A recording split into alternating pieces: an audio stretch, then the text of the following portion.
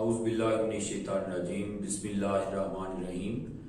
Dear students, आज का हमारा जो टॉपिक है ये चैप्टर नंबर 3 में से केमिकल बॉन्डिंग में से बॉन्ड एनर्जी से रिलेटेड है। तो सबसे पहले हम ऐसा करेंगे कि बॉन्ड एनर्जी को डिफाइन करेंगे। This is energy required to break one mole similar bonds in a substance. आपने याद रखना है कि बॉन्ड एनर्जी को एक और तरह से भी डिफाइन किया जा सकता है कि this is energy released by formation of one mole similar bond. Means one mole similar bond means Avogadro's number of bonds, यानी 6 × 10⁻23 बॉन्ड्स हों।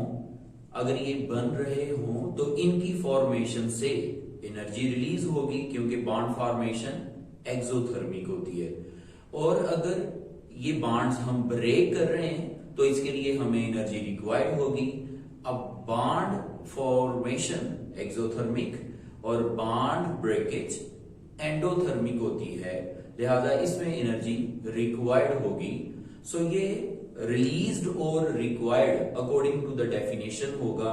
अगर हम बॉन्ड फॉर्मेशन की बात करेंगे तो ये रिलीज होगी, और अगर बॉन्ड ब्रेकेज की बात करेंगे तो ये एब्जॉर्ब होगी। सो हमने यहाँ पे बॉन्ड रिक्वायर्ड जो है वो एनर्जी रिक्वायर्ड जो है उसकी बात कर रहे हैं, तो इसका मतलब है कि बेसिकली ब्रेकेज होगी। और ब्रेकेज जो है वो हमने लेनी है किसके लिए? 1 मोल बॉन्ड्स के लिए। मींस 6 × 10⁻23 बॉन्ड्स जो हैं जब ये ब्रेक होंगे तो इनके ब्रेक होने से जितनी एनर्जी रिलीज होगी उसको हम नाम देंगे बॉन्ड एनर्जी का। और इसके लिए हम यूनिट्स यूज करते हैं किलोजोल पर मोल। बाज़ औक़ात ऐसा होता है बच्चों कि किलोजोल की जगह पे जॉल यूज किया जा सकता है, कैलोरीज यूज किया जा सकता है, अर्ग भी यूज किया जा सकता है। लेकिन नॉर्मली एफएससी लेवल पर आप लोगों के लिए जो है वो ज्यादातर एंटी टेस्ट में अर्ग यूज हो सकता है, या बाज़ औक़ात किलोवाट भी जो है वो यूज होता है। लेकिन नॉर्मली आपने याद रखना है कि किलोजोल, जॉल या कैलोरीज का यूनिट जो है वो यूज किया जा सकता है। सो आपने याद रखना है कि 1 मोल बॉन्ड्स होंगे, इसी वजह से हमने इसे मेंशन कर दिया पर मोल। ठीक हो गया? तो इसको मेजर किया जाता है किलो जूल पर मोल में। इसके बाद हम नेक्स्ट ये देखते हैं कि बॉन्ड एनर्जी जो है हम ये क्यों स्टडी कर रहे हैं, इसका क्या बेनिफिट है। तो बॉन्ड एनर्जी जो है बच्चों ये डिस्क्राइब करती है रिलेटिव स्ट्रेंथ ऑफ बॉन्ड्स।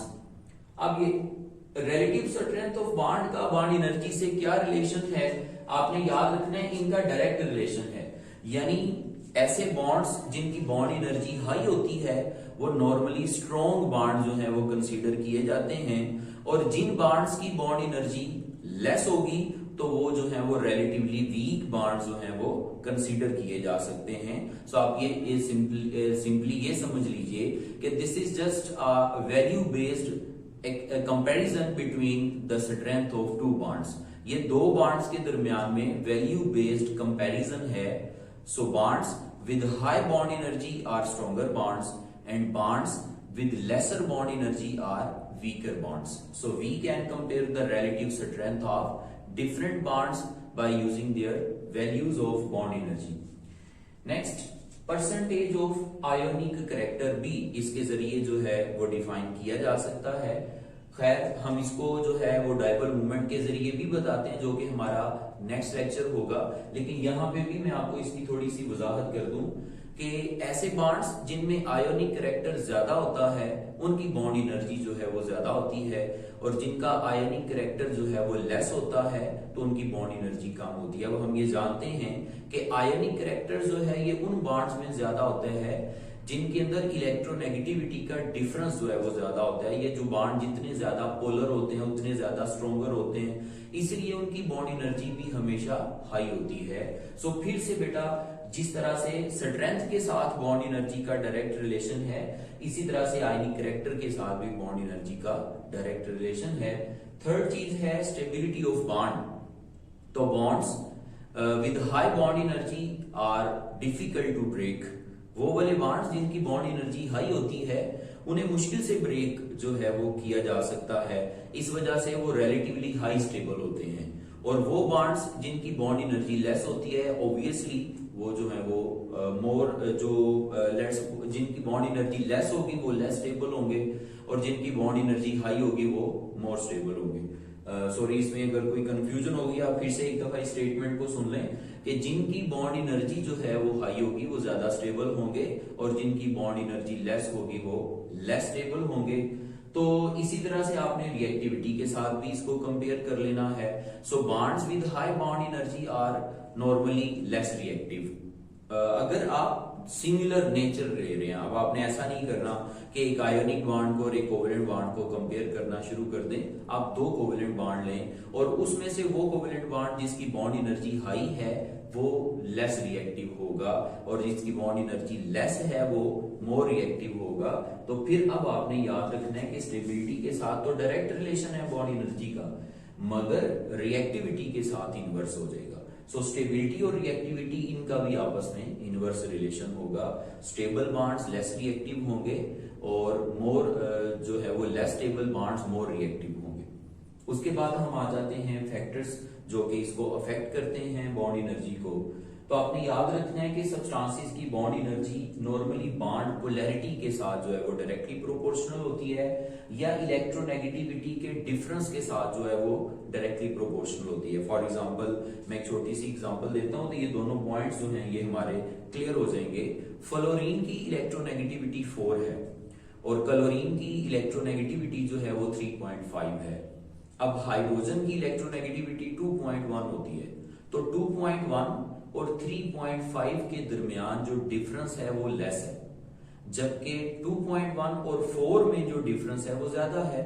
सो इसका मतलब है मैं ये कह सकता हूं कि AHF में जो फ्लोरीन है उसकी इलेक्ट्रोनेगेटिविटी हाई है और क्लोरीन की इलेक्ट्रोनेगेटिविटी जो है वो लेस है। जिसकी लेस इलेक्ट्रोनेगेटिविटी उसके इन दो एटम्स के दरमियान हाइड्रोजन और क्लोरीन में इलेक्ट्रोनेगेटिविटी का डिफरेंस कम होगा, जबकि हाइड्रोजन और फ्लोरीन के में नेगेटिविटी का डिफरेंस होगा ज्यादा।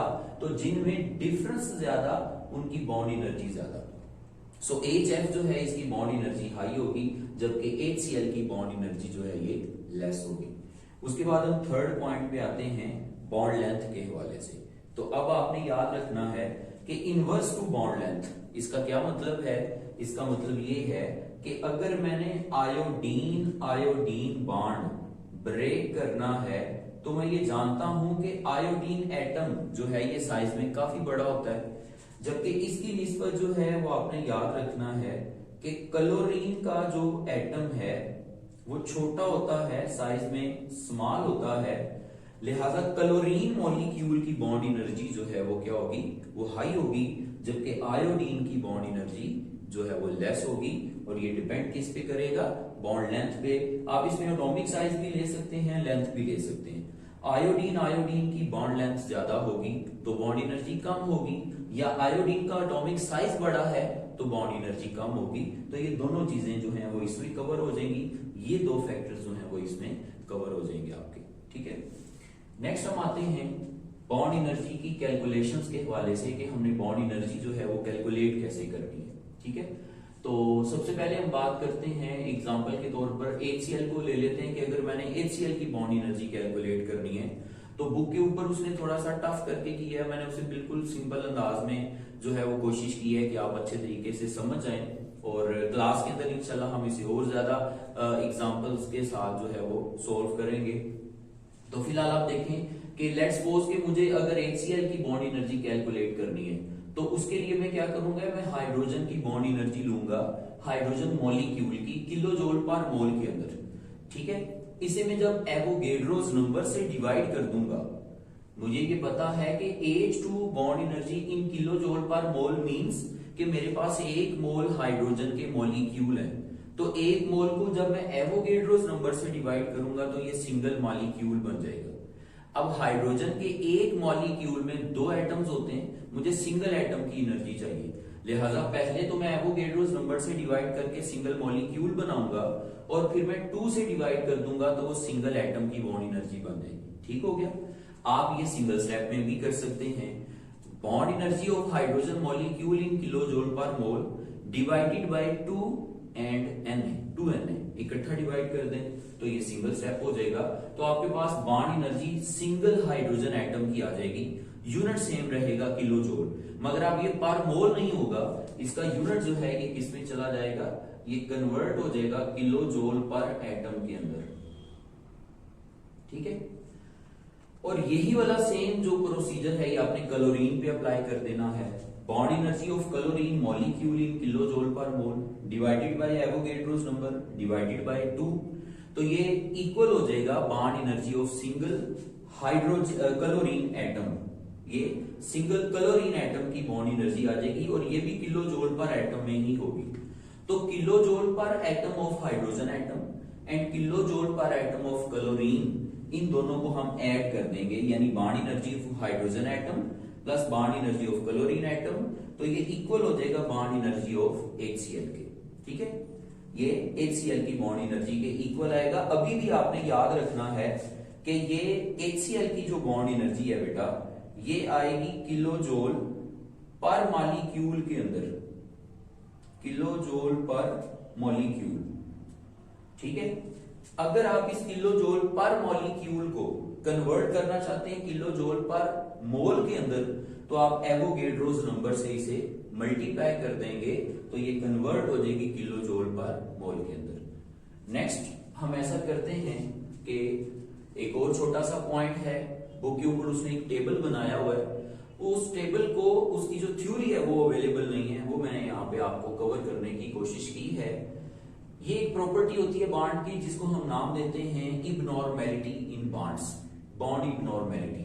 अब ये बॉन्ड इबनॉर्मेलिटी का क्या मतलब है कि आमतौर पर बच्चों जब हम एक्सपेरिमेंटली किसी बॉन्ड की एनर्जी फाइंड करते हैं जिसको हम एक्चुअल बॉन्ड एनर्जी का नाम देते हैं, तो एक्सपेरिमेंटल बॉन्ड एनर्जी, और ये आपने देखना है हेटेरो एटम्स के अंदर, ऐसे मॉलिक्यूल जो डिफरेंट एटम्स के जरिए बने होते हैं, ये हम उसकी बात कर रहे हैं। जो सिमिलर एटम्स के जरिए बने होते हैं उनमें इबनॉर्मेलिटी नहीं होती, ये आपने याद रखना है। जैसे हाइड्रोजन मॉलिक्यूल है H2, तो उसकी एक्चुअल बॉन्ड एनर्जी भी वही होगी और जो हम कैलकुलेट करेंगे इस तरह से वो भी सेम होगी, तो सेम होगी तो कोई इबनॉर्मेलिटी नहीं होगी।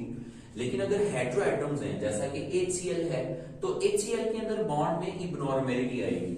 ये क्यों आएगी, मैं इसकी भी आपको एक छोटी सी रीजन बता देता हूं कि देखिए जब हम बॉन्ड एनर्जी इस तरीके से कैलकुलेट करते हैं तो उस वक्त हमने सपोज किया होता है कि हाइड्रोक्लोरिक एसिड जो है HCl मॉलिक्यूल जो है बच्चों, इसमें किसी भी एटम के ऊपर कोई चार्ज नहीं है और ये नॉन पोलर बॉन्ड है।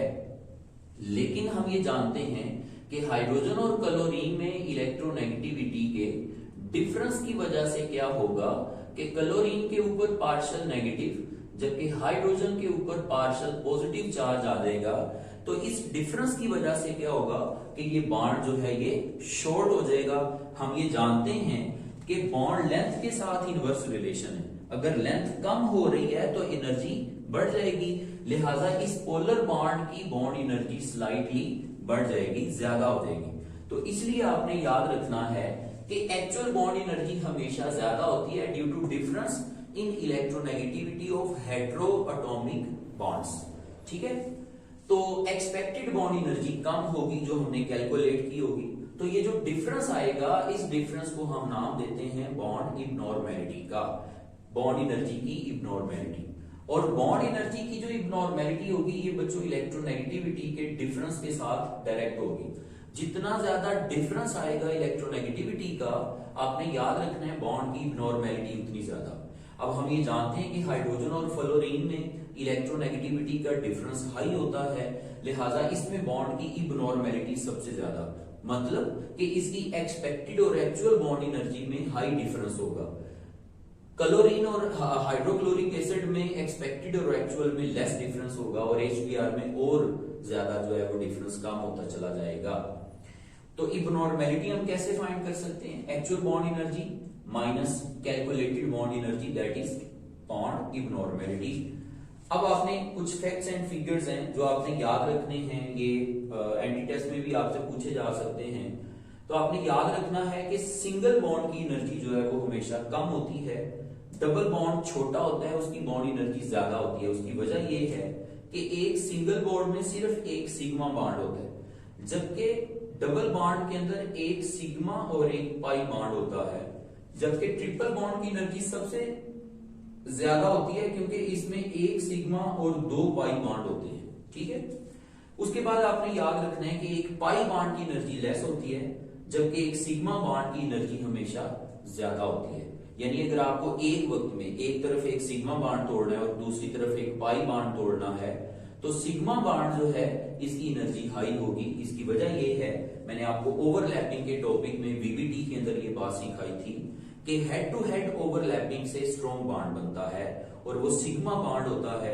इसीलिए हेड टू हेड ओवरलैपिंग वाले बॉन्ड की एनर्जी हमेशा ज्यादा होगी, जबकि पैरेलल ओवरलैपिंग से यानी पाई बॉन्ड जो होगा उसकी बॉन्ड एनर्जी हमेशा कम होगी। इसी तरह से आपने याद रखना है कि एक नॉन पोलर बॉन्ड जो है उसकी एनर्जी कम होती है, जबकि पोलर बॉन्ड की एनर्जी ज्यादा होती है। इस बात को समझने के लिए आप दोबारा से इस एग्जांपल पे भी गौर कर सकते हैं कि अगर दो एटम्स के ऊपर इलेक्ट्रोनेगेटिविटी का डिफरेंस बहुत थोड़ा है और उनके ऊपर ऑपोजिट चार्जेस नहीं है, तो कोई एक्स्ट्रा अट्रैक्शन वर्क नहीं कर रही। लेकिन अगर एटम्स के ऊपर ऑपोजिट चार्जेस हैं तो एक एक्स्ट्रा अट्रैक्शन